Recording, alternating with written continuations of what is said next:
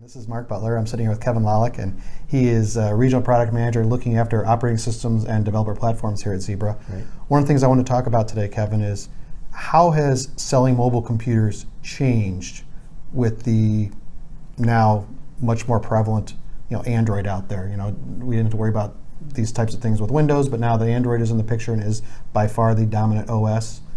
Moving forward, how have things changed? That's a really good question. Things have really changed because the fact that we are now selling a lot more against a consumer platform. What's perceived as a consumer platform originally was a consumer platform. Yeah, right? originally as a consumer platform. In good words, what's perceived as a consumer platform. What we do at Zebra is we take a different approach in providing a long-term direction for our customers and partners that make investments in technology. It's a trend that we've resolved over the last 15 or so years of delivering mobile platforms, and one that we have to continue to deliver on as we deliver these platforms going forward. And that trend is to have these devices last more than 3 to 5 years while they're in the hands of the users out in the field. Because that's what the users expect. Exactly. Yeah, right. And that's not necessarily how Android was developed, or at least the original intention of Android from Google at the time. Yeah, right. Yeah, when you look at your consumer experience with Android as an operating system, if you are an Android phone user, your typical longevity in a consumer environment is anywhere from 24 to 36 months. And then after a certain point in time, you stop receiving updates for that operating system, which means no more security updates, no more patches, no more new features, and so on. I've got countless tablets of my own that are in a sense not useful to me anymore because I cannot get those updates. Enterprises making investments in technology, they can't afford to do that. So part of what it is that we have to execute on, is providing a cohesive and comprehensive patch strategy for the long haul, for the duration of the investment that's made on these platforms. So there is this expectation of long service life that we have to deliver on. The other part of this, though, is we understand that our enterprise customers cannot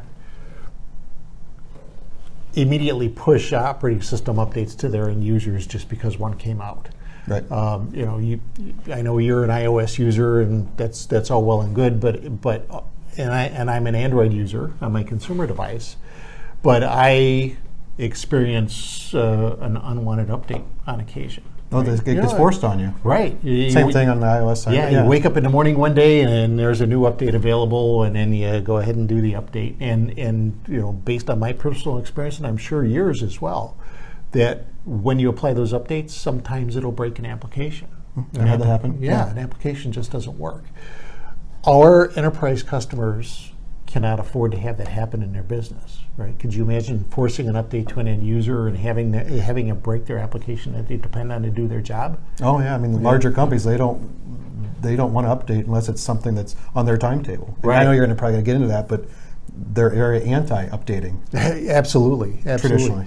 Yeah, traditionally, but knowing, and topic for another video, knowing that the vulnerabilities are out there, and knowing that we have to be able to react when these vulnerabilities get exposed, we're going to see a cadence of updates more becoming the norm than what we've seen in the past. So that's a big change. Knowing that operating system updates are going to happen and they are a fact of life. What we can do, what Zebra has done as part of their Lifeguard program, is provided a commitment that when you are looking at the next flavor of an operating system going forward to deploy out to your end users, Zebra will still continue to provide patches for this existing operating system that you've been running on, and give you a period of 12 months to evaluate, test, package up, deploy the next dessert flavor, and get that ready for the hands of for being in the hands of your users when you choose to deploy that. So that's something that you don't get in the consumer end of things. That's something that you don't even get from other vendors at this point. Right. In this industry is a way to have a comprehensive update strategy, a way to look at what's coming in the future and be able to comfortably test it and examine it and get it ready for being put out there in the hands of your users. You mentioned you don't get that in the well, you actually mentioned our competitors, and that right now you don't get that from anyone else. Right. But if there was somebody who was looking at a consumer grade type of device, we alluded to this earlier, in a consumer world, you can basically delay that update for only so long. Right. And then, do you want to rely on your people to delay it themselves? If you got a user on the floor and all of a sudden a prompt comes up saying, "Hey, there's a new OS version. Do you want to do it now or later?"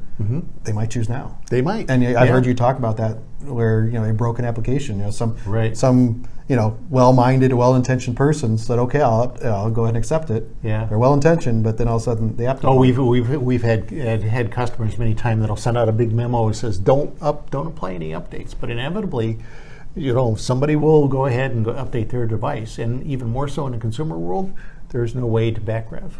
I didn't think about that. To the prior version. So that's another thing that we do, is there's always an out to a degree, where you can turn back the clock. It's important to be able to roll back those updates. Roll back, there you go. Yeah. Well, that's good. So, and you mentioned from the competitive standpoint in the enterprise world, right now no one else is even doing this. So, but we talked about the consumer as well. So, right. Yeah, and these updates are going to happen, and the reason that they're going to have to happen is because vulnerabilities, they're not going away, right? The more prevalent an operating system is, the more exposed it is out there in the market, the more interested it gets from people that are looking to expose vulnerabilities and so on. So, and this is why hiding behind a locked OS isn't going to work anymore. Because the vulnerabilities are growing, because the vulnerabilities are being exposed in ways that are beyond the operating system, attacking the Bluetooth stack, right. or a flaw in the Wi-Fi stack with, like the crack attack that we've heard from before. Those things are beyond the operating system, right? They're patched by applying an update to the operating system itself, but you still have to put a patch out there. Right. Just because you're locked into a variant that you feel secure within doesn't mean you're protected against those vulnerabilities that are outside the operating system. So obscurity through obscurity, security through obscurity is not not the norm anymore. Updates are going to have to happen, and vulnerabilities are going to continue. So all this, in summary, I guess, all this together. Number one, know that you're going to update your operating systems frequently. Know that security is paramount for our customers, and we have a way to address it. And know that as you protect your users from unwanted operating system updates, we have a way to provide protection against flaws and vulnerabilities, while at the same time giving you the ability to look at the next variant of an operating system and determine your best deployment methods and strategy. And I think that makes a lot of sense. And we've alluded to it a couple of times, and you mentioned the competition. One of the things that we know where we have an advantage is that we have, a very long track record in this area. Right. Meaning that there's consistency and predictability with our Lifeguard solution and history to back it up. Yeah. Which you click that button one more time and there it pops up. There it is. That's what we were going for. That's right. And this is data from March 13th, and a few months back, but that was over 20,000 downloads. Yeah. Off our public version of our website that partners can show to their end user. This is where you get this from. This is where it comes from. It's not hidden. It's something we want to freely share. But 20,000 downloads of patched versions of an OS or security updates, that sort of thing, from over 5,600 entities. Yeah. So we have that proven track record. Yeah, it's pretty significant. And I think this also goes to show that enterprises really recognize the importance of having something like Lifeguard in place in order to be able to provide that level of protection. So I guess we already said in summary once, and this is getting long, but it's extremely important, and this is This is changing the way partner reps need to talk to their end user customers. This is how important it is. Our competition does have something that they try to sell against the Lifeguard, but one of the big differentiating factors is that we base our Lifeguard and our OS version support based on the end of sale or end of sale of a device. Correct. Yeah. Where our competitor, they base theirs off of end of service from Google's Perspective. Right. right. Yeah. So I mean, your customers could be shortchanging themselves if they buy a certain competitive device later in that OS lifecycle. They could shortchange themselves for a couple of years of support. Mm-hmm.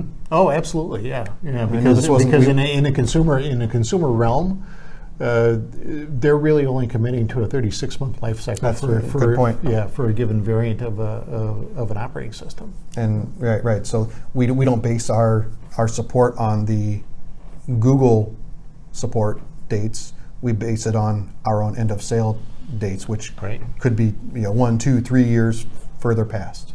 Yep. Exactly. Anything else before we wrap it up? I think we're good for this one. All right. Thanks, Kevin. Yeah, you bet. Thank you.